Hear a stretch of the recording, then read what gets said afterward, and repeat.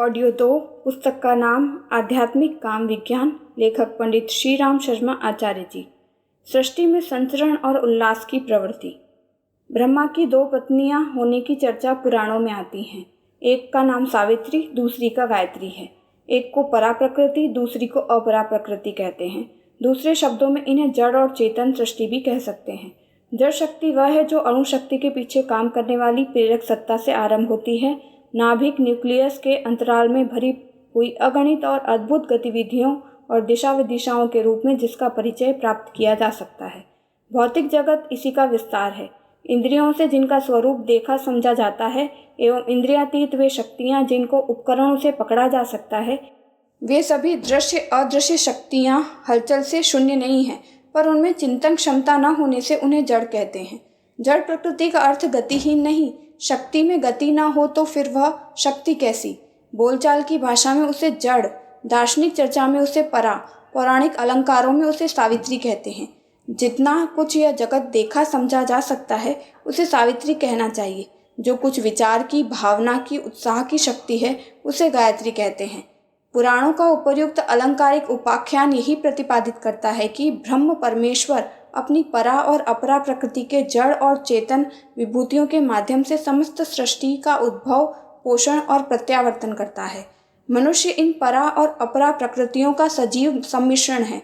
शरीर पंच तत्वों का बना होने से जड़ है। आत्मा विचारशील और भाव संपन्न होने से चेतन है। जड़ और चेतन का यह संयोग ही मनुष्य की अद्भुत प्रतिभा का स्रोत है। जिन निम्न वर्ग वाले जीव जंतुओं का चेतन जितना निर्बल है वे उतने ही पिछड़े हुए हैं। हम इसीलिए अगणित संपदाओं और विभूतियों के अधिपति बन सके हैं कि इसी काया में उत्कृष्ट स्तर की परा और अपरा प्रकृति को कर्ता ने भली प्रकार नियोजित कर दिया है।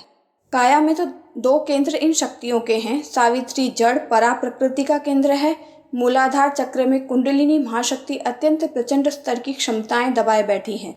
पुराणों में इसे महाकाली के नाम से पुकारा गया है। मोटे शब्दों में इसे काम शक्ति कह सकते हैं। काम शक्ति का अनुपयोग, सदुपयोग, दुरुपयोग किस प्रकार मनुष्य के व्यक्तित्व को प्रभावित करता है उसे आध्यात्मिक काम विज्ञान कहना चाहिए। इस शक्ति का बहुत सूझबूझ के साथ प्रयोजन किया जाना चाहिए। यही ब्रह्मचर्य का तत्व ज्ञान है।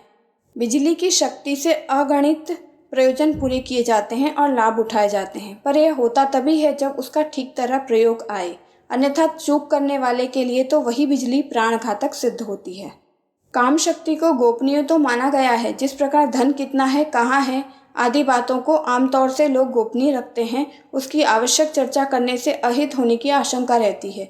इसी प्रकार काम तत्व को गोपनीय ही रखा गया है, पर इसकी महत्ता, सत्ता और पवित्रता से कभी किसी ने इनकार नहीं किया। यह घृणित नहीं, पवित्रतम है। यह हे नहीं, अभिवंदनीय है। भारतीय अध्यात्म शास्त्र के अंतर्गत शिव और शक्ति का प्रत्यक्ष समन्वय जिस पूजा प्रतीक के रूप में प्रस्तुत किया गया है उसमें उस रहस्य का सहज ही उद्घाटन हो जाता है। शिव को पुरुष की जनेंद्रिय और पार्वती को नारी की जनेंद्रिय का स्वरूप दिया गया है। उसका सम्मिलित विग्रह ही अपने देव मंदिर में स्थापित है। यह अश्लील नहीं है। तत्वतः यह सृष्टि में संचरण और उल्लास उत्पन्न करने वाले प्राण और रई, अग्नि और सोम के संयोग से उत्पन्न होने वाले महानतम शक्ति प्रवाह की ओर संकेत है। इस तत्व ज्ञान को समझना न तो अश्लील है और न घृणित, परंतु शक्ति के उद्भव, विकास एवं विनियोग का उच्च स्तरीय वैज्ञानिक तथ्यों पर आधारभूत एक दिव्य संकेत है। यदि ऐसा न होता तो अपने त्रिकालदर्शी और ईश्वर के समकक्ष स्तर पर पहुँचे हुए ऋषिगण भगवान शिव और उनकी पूर्णा शक्ति का समन्वय मंदिरों में स्थापित न करते। हे तो हर वस्तु का दुरुपयोग ही होता है।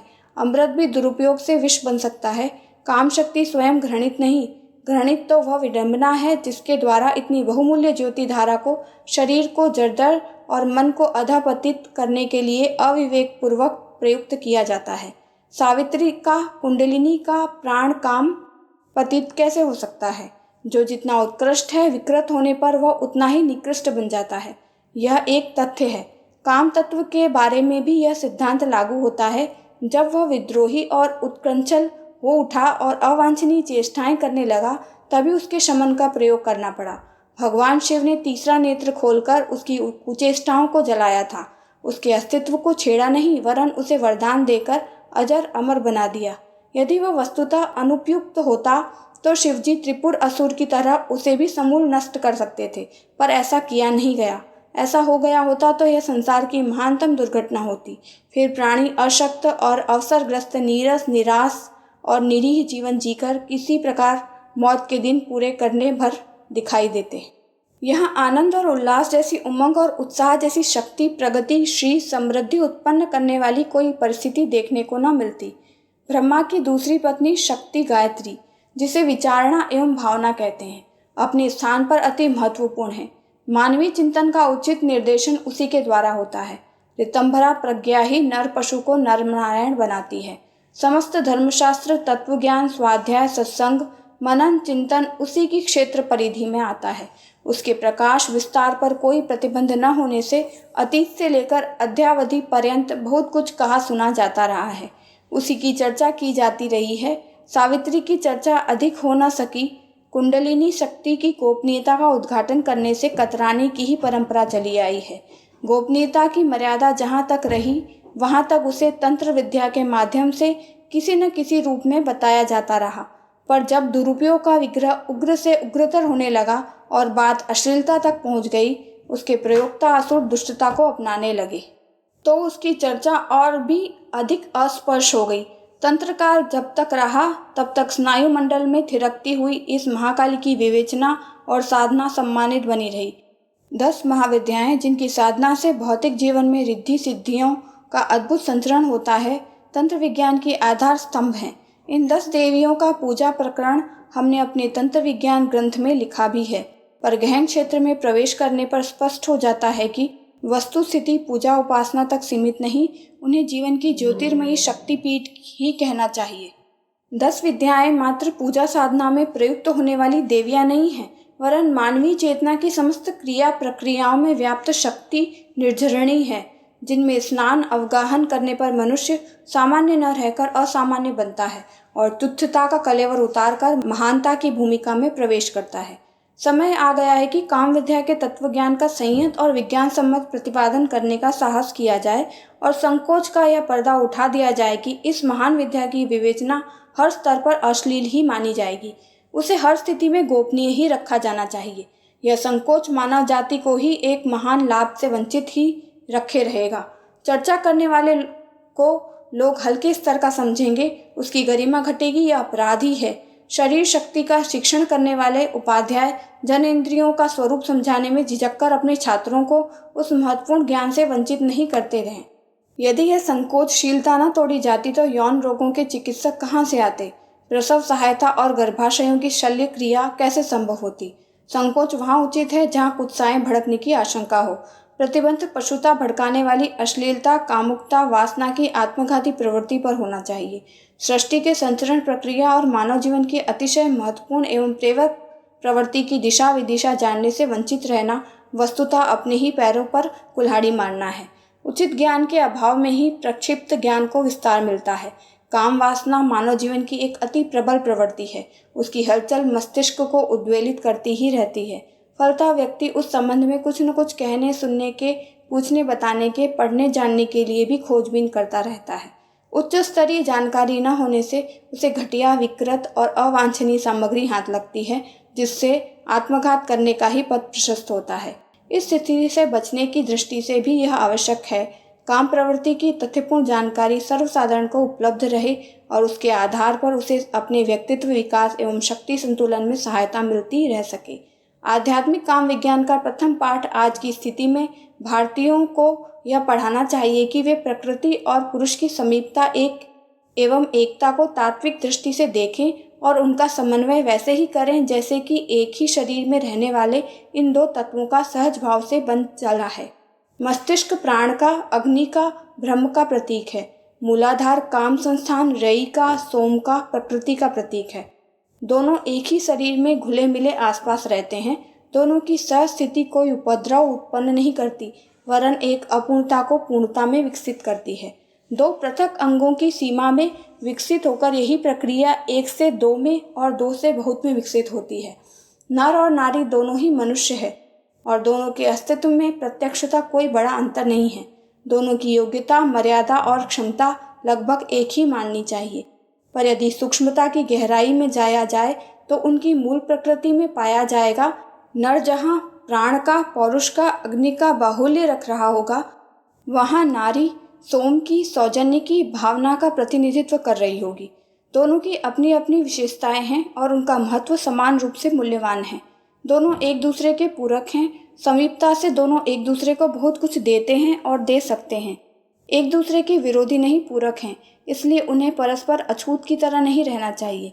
पिछले दिनों सामंतवादी युग में नारी का बहुत ही दुखद और दुर्भाग्यपूर्ण चित्रण कर दिया गया है। उसे स्वर्ग की देवी के उच्च स्थान से घसीटकर वैश्या जैसे नारकी स्तर का चित्रित किया गया है। कामिनी और रमणी मात्र उसे रहने दिया गया। कला के नाम केवल घृणित वासना की प्रतिमूर्ति नारी को संजोया गया है। गीत, काव्य, चित्र, मूर्ति, अभिनय, नृत्य, साहित्य आदि कला के जितने भी स्वर थे, सबने मिलकर नारी को यौन लिप्सा की पूर्ति में प्रयुक्त होने वाली भोग सामग्री के रूप में प्रतिपादित किया।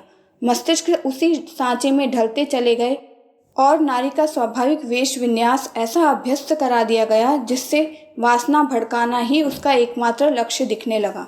नारी को जिस कुरुचिपूर्ण साज सज्जा में अलंकृत आज सर्वत्र देखा जाता है, उसके पीछे सामंतवादी युग की बनी दुर्भिसंधि काम कर रही है। यूं तत्वतः नारी का यह घोर अपमान है कि वह नर की वासना भड़काने वाली साज सज्जा को स्वीकार कर ले। कोई दिन ऐसा जरूर आएगा जब वह अपने ऊपर चढ़ाए गए इन आवरणों के प्रति विद्रोह करेगी और नर नारी को समान वेशभूषा का साज सज्जा का प्रचलन होगा। जब नर नारी को प्रलोभित करने की दृष्टि से सज धज नहीं बनाव, श्रृंगार साधन नहीं जुटाता, तो नारी ही भड़कीली सज्जा अपनाकर अपनी हीनता का परिचय क्यों दे? भोग्या होने का प्रदर्शन वह क्यों ना अपने व्यक्तित्व का अपमान समझे? एक दिन यह भाव जागेंगे ही और या तो नर स्वयं समझेगा या फिर जागृत नारी उन समस्त बौद्धिक दुर्भिसंधियों को कला के नाम पर बुने गए मकड़ी के जाले को तोड़कर रख देगी, जो उसे हे, हीन, घृणित, भोग्या, रमणी, कामिनी जैसी लांछनों से तिरस्कृत करते हैं। नारी का जो स्वाभाविक स्थान है वह उसे मिलना ही चाहिए। समाज में उसे पुरुष का पूरक बनकर रहना चाहिए। नारी के अछूत अस्पृश्य की स्थिति जो इन दिनों बनी हुई है, उसका एकमात्र कारण वह रुग्ण मनोवृत्ति है जिसके अनुसार नारी का अस्तित्व काम सेवन भर मान लिया गया है। यदि उसे बहन, बेटी, माँ, सखी और पूरक मान लिया जाए तो जिस प्रकार दो पुरुषों के सानिध्य से काम प्रवृत्ति भड़कने का कोई डर नहीं रहता, उसी प्रकार नर नारी के बीच भी अकारण कलुष कषाय उत्पन्न न हो। वासना या विकार के लिए न नर का अस्तित्व दोषी है न नारी का, केवल मनोवृत्ति दोषी है, जो अवांछनीय तत्वों में मौजूद भ्रम जंजाल के रूप में कागज के रावण की तरह बनाकर खड़ी कर दी गई है। आज अपने समाज में नारी को नर से सर्वथा दूर रखा जाता है। दोनों कहीं मिल रहे हों, बात कर रहे हों, हंस रहे हों तो उसे मात्र व्यभिचार का प्रयोजन सोचा जाएगा, चाहे प्रसंग कितना ही पवित्र क्यों न चल रहा हो। यह हमारी तुच्छता का घृणिततम स्वरूप है। नारी बिना हे प्रयोजन के नर से अन्य किसी प्रसंग पर बात ही नहीं कर सकती। उसके मन में कुत्सा के अतिरिक्त और कुछ रहता ही नहीं। यह सोचकर पर्दे जैसे कठोर प्रतिबंध की जंजीरों में कसना निसंदेह अति घृणित और अति ओछी मनोवृत्ति का परिचय देना है। हम इसी दुर्बुद्धि में फंस गए हैं। भारतीय समाज में पर्दा प्रथा का अभी तक बने रहना अपने चारित्रिक पिछड़ेपन को ही प्रदर्शित करता है। इसमें लाभ रत्ती भर भी नहीं, हानि अपार है। नारी में हीनता की भावना जम गई, उसका साहस चला गया, परावलंबी बन गई, पग पग पर झिझक सवार है, प्रगति की दिशा में साहस नहीं कर पाती, स्वावलंबन की बात सोचने से डरती है। इस स्थिति ने उसके व्यक्तित्व को इतना दुर्बल बना दिया है कि वह पग पग पर पददलित होती है। उच्च वर्ण के हिंदू लड़के का विवाह तब करते हैं जब लड़की के साथ मोटी रकम भी दहेज में दी जाए। बिना मूल्य नारी की उपलब्धि नर का असामान्य सौभाग्य है। इस सौभाग्य का कुछ भी मूल्य न समझा जाए और उसे अति तुच्छ समझकर दहेज मिलने पर ही स्वीकार किया जाए। यह नारी की दयनीय और हृदय विदारक दुर्दशा का दुर्भाग्यपूर्ण चित्र है। इसका दोष उस मनोवृत्ति को है जिससे नारी को भोग्या समझा और अन्य भोग सामग्रियों की तरह अपने लिए संग्रह करने की दृष्टि से प्रतिबंधित किया। इस बंधन ने नारी को इतना दुर्बल बना दिया कि यह समाज के लिए, परिवार के लिए, अपने लिए केवल भारभूत बनकर रह गई है। इस स्थिति का अंत किया जाना चाहिए और सर्वसाधारण को यह समझाना चाहिए कि नारी न भोग्या है, न रमणी, न कामिनी, वह भी मनुष्य ही है, अगणित विभूतियों की धनी है, नर की पूरक है। दोनों हिल मिलकर सहयोगी सहचर की तरह रहें, यही स्वाभाविक, उचित और न्याय संगत है। प्रतिबंधों के पीछे जिस व्यभिचार पर नियंत्रण की बात सोची जाती है वह सर्वथा निरर्थक है। व्यभिचार मात्र क्रिया नहीं है, वस्तुतः वह दूषित दृष्टि ही है जिसमें दृष्टि दोष भरा पड़ा है। वह अविवाहित भी व्यभिचार का दंड भुगतेगा और जिसकी भावनाएं पवित्र है वह विवाहित रहते हुए भी ब्रह्मचारी है। हमें इसी प्रवृत्ति का विकास करना चाहिए और रमणी कामिनी की भाषा से सोचना बंद कर देना चाहिए। कला के नाम पर जिन दुष्ट दुरात्माओं ने नारी को वेश्या का स्थान देने की ठान ठानी है, उन्हें अपराधियों की पंक्ति में खड़ा करना चाहिए। नारी भी नर की भांति मात्र मनुष्य है और मनुष्य को मनुष्य से संयोग संपर्क रखने की छूट होनी चाहिए।